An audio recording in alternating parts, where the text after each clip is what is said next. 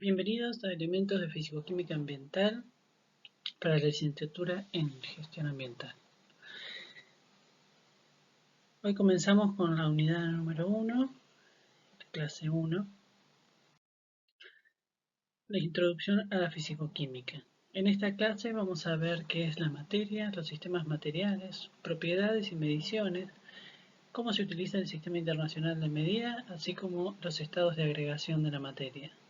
La próxima clase, el próximo viernes, veremos tipo de sistema material homogéneo, las sustancias puras, donde veremos la teoría atómica, las uniones químicas, fórmulas y reacciones químicas.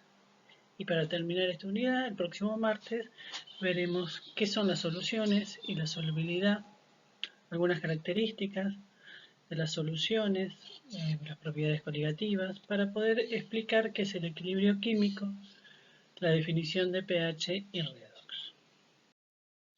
Antes que nada, vamos a definir qué es la química. La química es la ciencia que estudia la materia, sus propiedades, la composición de la misma, las transformaciones que experimentan y las variaciones de energía que acompañan estos procesos.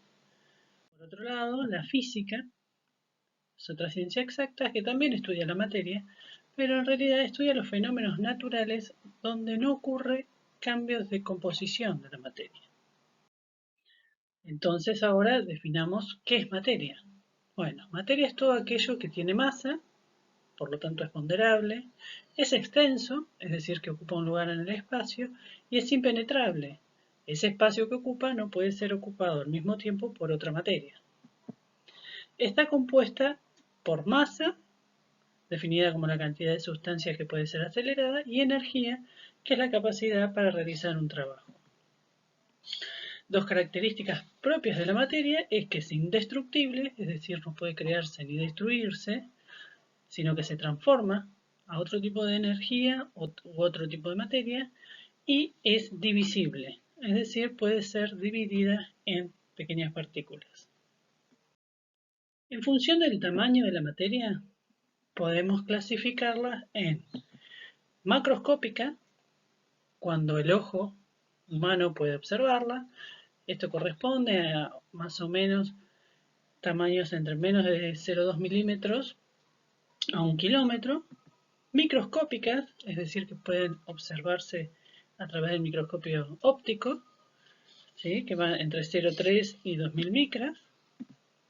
Ultramicroscópicos, aquellos que son detectados solo con microscopio electrónico, y toda aquella materia que sea de un tamaño menor a 0,2 nanómetros, se le dice que son invisibles, ¿sí?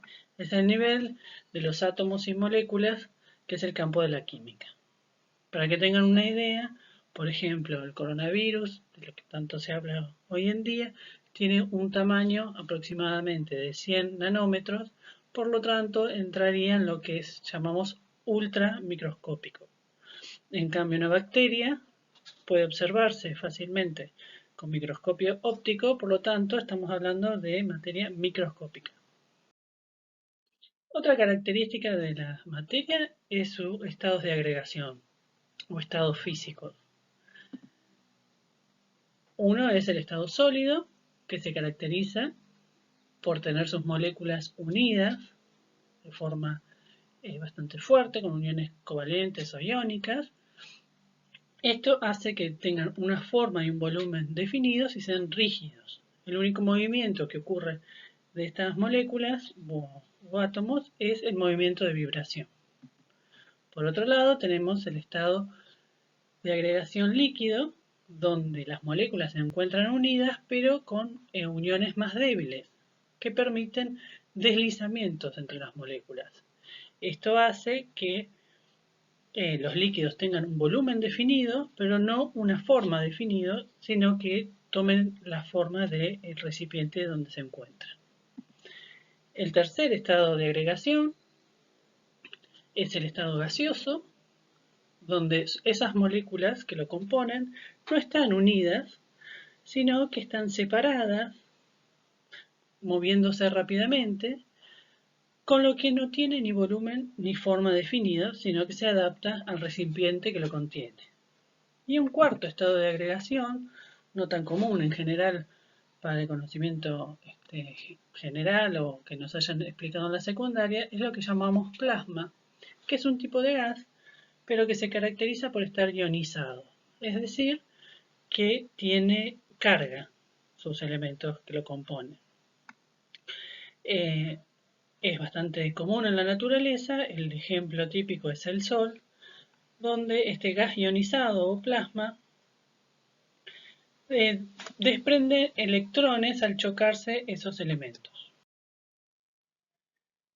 También sabemos que la materia puede cambiar de estados de agregación al haber cambios de energía. Por ejemplo, para que un sólido pase a un estado líquido, en un proceso llamado fusión, hay que entregarle energía.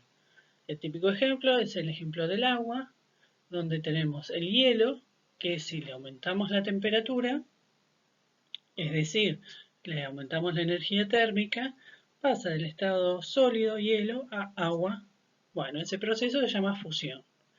Si le seguimos entregando energía, aumentando la temperatura, por el proceso de vaporización, ese líquido va a pasar al estado gaseoso. Si es agua, vapor de agua. Hay procesos como la volatilización, donde directamente está el salto de energía que pasa de sólido a gaseoso en un solo paso. Si a cualquier gas, en teoría, podemos ionizarlo, le aumentamos la energía, produciendo así el plasma. Lo inverso también ocurre, por ejemplo, que un gas se le quite, se enfríe rápidamente y puede pasar a un estado sólido, es decir, a través de la condensación o licuación. También condensación se llama cuando se pasa del estado gaseoso al líquido y solidificación del líquido al sólido. A modo general podemos hablar de las propiedades de la materia. ¿Sí? Son las características que nos permiten reconocer un tipo de materia y distinguirla frente a otra materia. Dentro de ellas podemos diferenciar lo que son las propiedades químicas, son aquellas que describen si una sustancia puede cambiar o reaccionar para formar otra sustancia. ¿Sí? Siempre que hablemos de química, tiene que ver con esos cambios de composición de la materia. Por ejemplo, en la reacción de ácido acético con bicarbonato de sodio, los elementos se reagrupan formando acetato de sodio, agua y dióxido de carbono, que es lo que vemos en forma de burbuja, que es gaseoso, cuando mezclamos vinagre con bicarbonato de sodio. El otro tipo de propiedades son las físicas, aquellas que describen alguna característica que se pueda medir, sin que estemos hablando de cambios de composición. Dentro de ellas podemos diferenciar las propiedades que dependen de la cantidad de materia, se llaman extensivas, es decir, las que, por ejemplo, la longitud, el peso, el volumen y la masa. Por supuesto, no es lo mismo 1 kilo de agua que 100 kilos de agua. ¿Sí? Sin embargo, hay otras características como la densidad que no dependen de la cantidad de materia. Siempre la densidad del agua, ¿sí? El peso sobre el volumen del agua va a ser la misma por ser justamente esa sustancia, agua. Este tipo de propiedades, es decir, aquellas que no dependen de la cantidad de materia, se llaman intensivas. Entre ellas encontramos la densidad, punto de fusión, punto de ebullición, punto de congelamiento, dureza, color, etc. ¿Qué unidades se utilizan para medir justamente estas propiedades? Bueno, son aquellas que se han convenido en el Sistema Internacional de Unidades.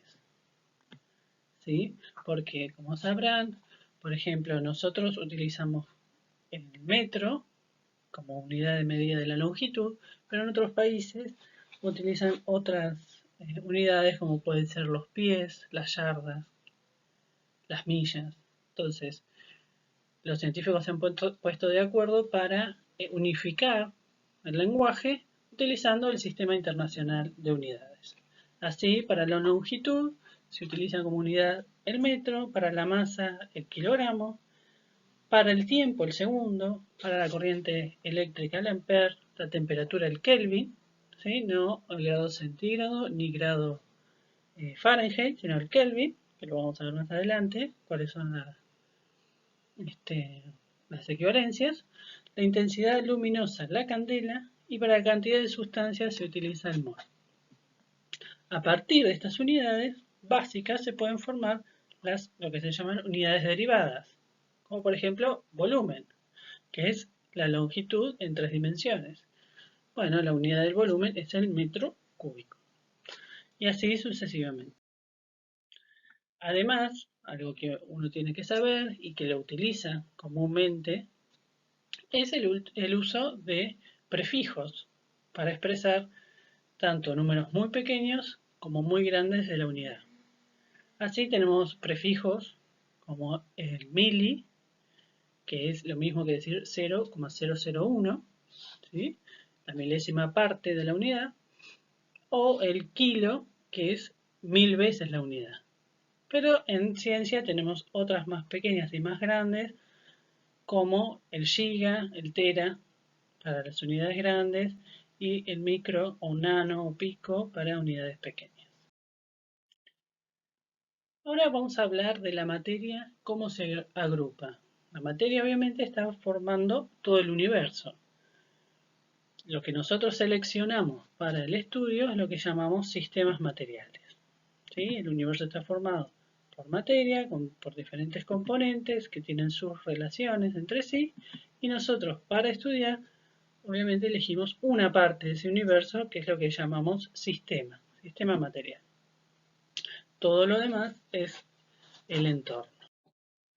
¿Cómo se pueden clasificar los sistemas materiales? Bueno, en función de esas propiedades intensivas, es decir, que no dependen de la cantidad de materia, lo podemos diferenciar entre lo que se llama sistemas material heterogéneo, donde esas propiedades intensivas son diferentes a lo largo del sistema, o sistema homogéneo, donde todas estas propiedades intensivas, no importa la porción que uno tome, son iguales.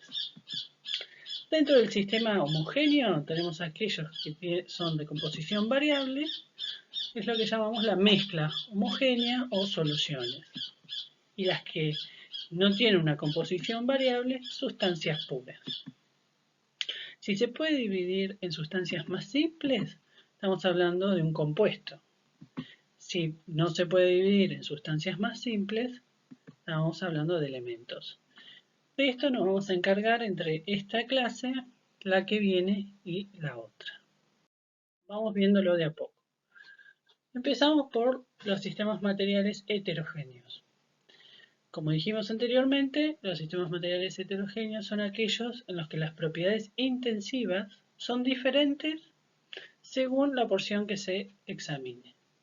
Están formados por dos fases, por lo menos, y la superficie de separación entre esas fases es evidente y bien definida. El típico ejemplo es el agua y el aceite. ¿Por qué? Porque ese sería nuestro sistema material formado por dos fases. El agua más densa por debajo del aceite que es menos denso.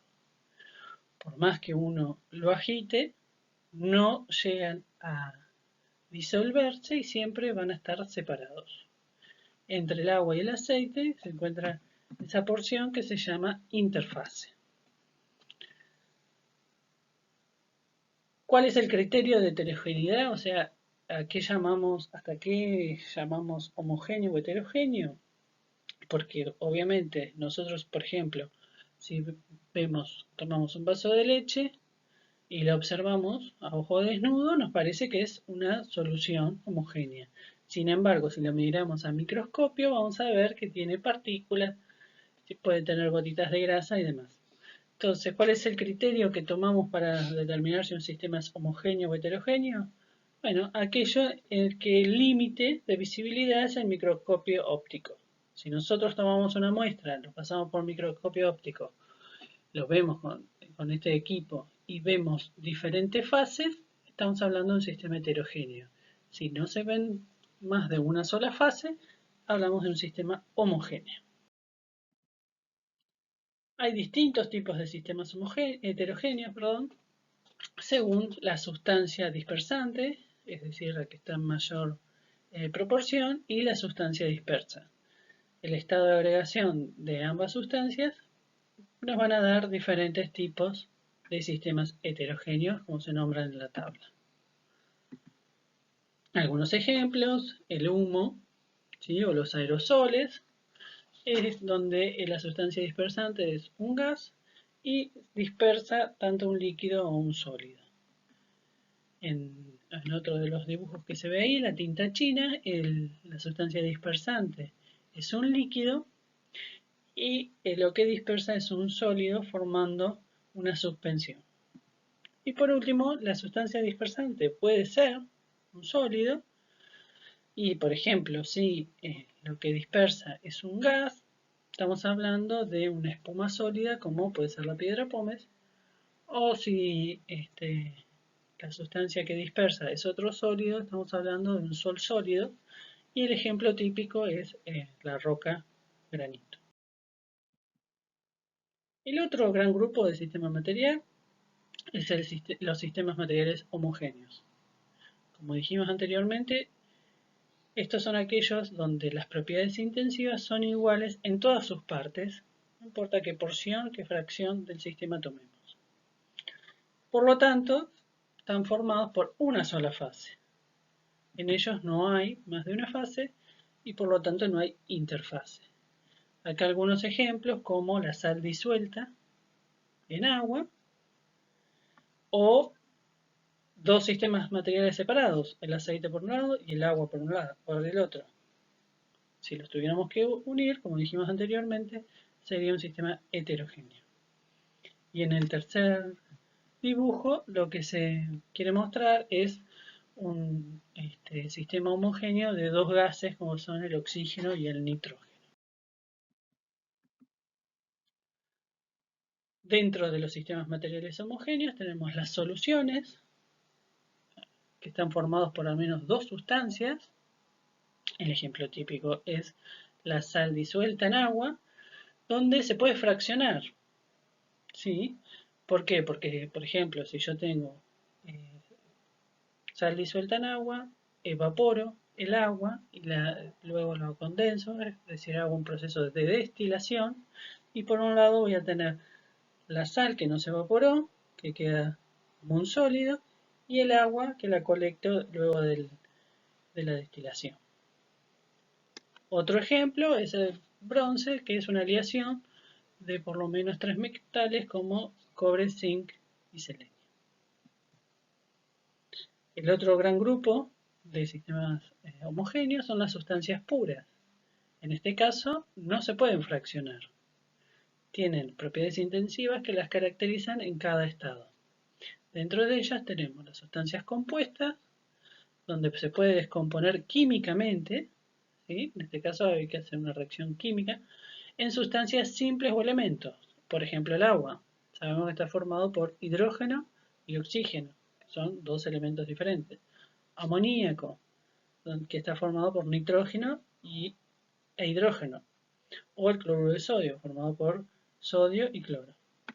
Y las sustancias simples, donde no se pueden descomponer porque están formadas por un mismo elemento. Hierro, oro, mercurio, algunos ejemplos. Siempre en la naturaleza hay un gris, no todo es ni blanco ni negro, y en este caso de la clasificación de sistemas materiales también.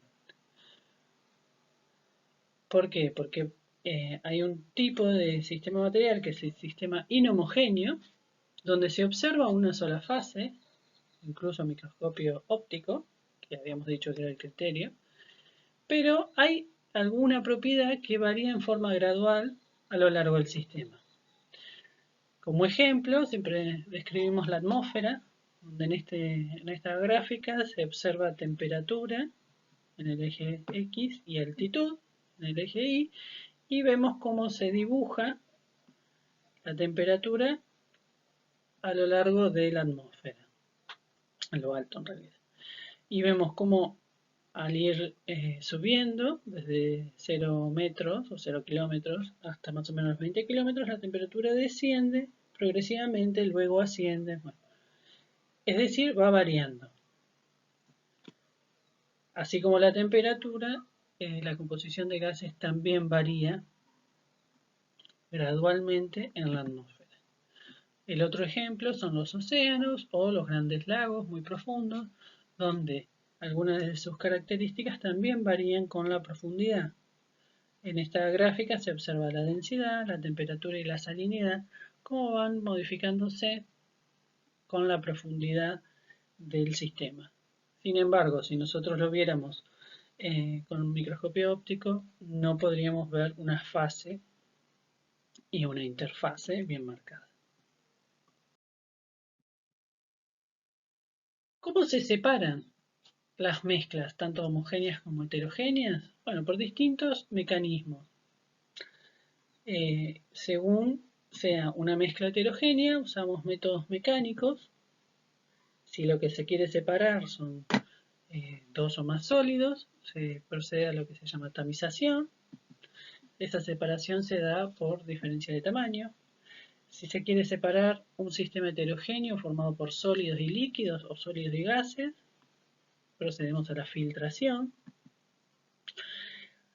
Cuando se quieren separar dos líquidos que no se mezclan, no miscibles, se dice en química, procedemos a la decantación, se dejan reposar los líquidos en una ampolla de decantación, que es lo que está graficado ahí. Y cuando se separan bien las dos fases, se abre la canilla que se encuentra por debajo y se colecta el líquido más denso que se encuentra abajo y se cierra cuando se termina de pasar. Si lo que queremos separar son sólidos que sean más densos que un líquido, se procede a la sedimentación, que no es otra cosa que dejar reposar el sistema y este sólido, estas partículas, sedimentan, quedan en el fondo. Luego se retira el líquido y se separa. Otro tipo de separación es la centrifugación, donde se separan partículas que se desplazan a distinta velocidad en un líquido, sometido a una fuerza centrífuga. Se utiliza justamente un equipo llamado centrífuga. Y así se pueden separar las partículas de ese líquido. Un ejemplo típico es cuando uno quiere separar el plasma sanguíneo de células como los eritrocitos o glóbulos blancos. Y otro tipo de separación de mezclas heterogéneas es la levigación, que es para separar sólidos de distinta densidad mediante el arrastre de una corriente de agua. En esta foto lo que se observa es la típica separación de diferentes rocas de distinta densidad eh, para poder encontrar oro. Otro tipo de separación que se utiliza en este caso es una planta de tratamiento de efluentes cloacales para separar sólidos suspendidos de un líquido. Se le agrega agentes espumantes donde hace que esos sólidos queden suspendidos, floten y luego puedan ser arrastrados y separados del líquido. Y por último, la atracción magnética es un proceso donde lo que se quiere separar son dos sólidos dentro de los cuales uno experimenta atracción magnética. Los sistemas homogéneos, las mezclas homogéneas, es decir, las soluciones, también pueden separarse. Entre los procesos encontramos la destilación, donde se separan las sustancias de una solución, se evapora y se colectan los vapores que pasan por un refrigerante que luego condensa. ¿Sí? La cristalización, donde se separa los sólidos disueltos en una solución, se evapora el solvente líquido y se colectan los sólidos residuales. Y la cromatografía, que separa los componentes de una solución a través de su distinta afinidad por un sólido.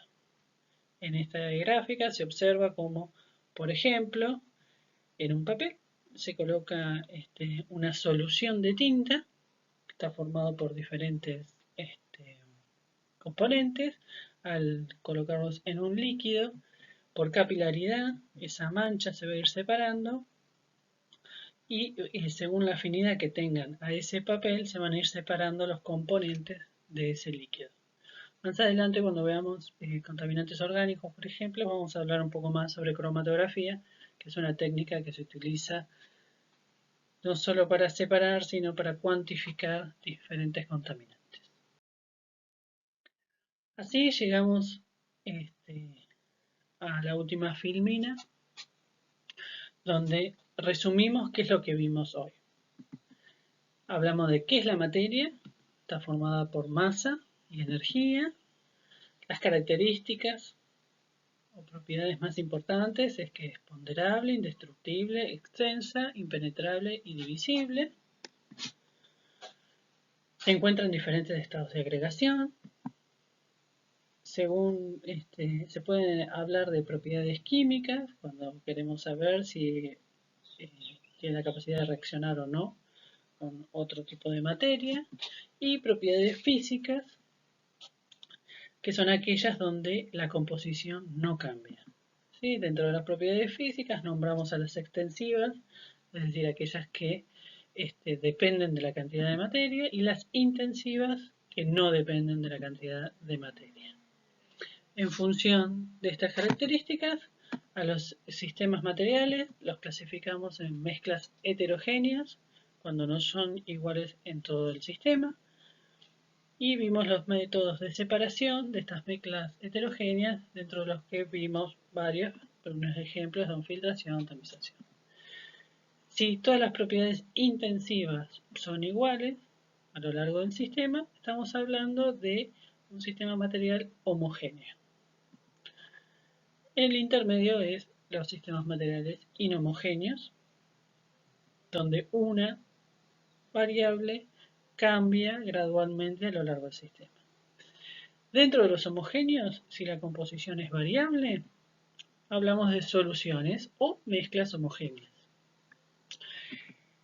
Están formadas por dos o más sustancias, y los métodos físicos de separación que vimos recién fueron destilación, cristalización y cromatografía. Si este sistema material homogéneo no es fraccional, es decir, su composición es fija, estamos hablando de sustancias puras. Una sola sustancia. Dentro de las cuales podemos hablar de sustancias compuestas o simples. Sustancias compuestas formadas por dos o más elementos, y las sustancias simples formadas por un solo elemento. Bueno, espero que se haya escuchado bien, que se haya entendido lo que fui diciendo. Cualquier cosa, igualmente tienen los diferentes medios de comunicación, ya sea por el mail o por los foros. Pueden generar ustedes sus propios foros dentro del campus. Esperemos que pronto todos estos inconvenientes que tuvimos para entrar al campus y demás se solucionen. Pero bueno, la idea era darles el PowerPoint, aunque sea así rápido y sin que podamos interactuar, pero por lo menos a veces quizás escuchando a algunos se les hace más fácil que leyendo. Igualmente tienen la bibliografía, que está online, la que se encuentra en el programa, por supuesto que si tienen los libros mejor, pero bueno, como en esta situación no se puede ir a la biblioteca a buscar los libros en papel, así que quisimos poner alguna bibliografía online para que puedan leer. Y bueno, cualquier otro material también es bienvenido, y si tienen alguna duda específica sobre el tema, siempre consulten, aprovechen, ya les digo, los diferentes medios de comunicación, vías de comunicación que tenemos actualmente, que no tendremos problemas en contestar. Muchas gracias.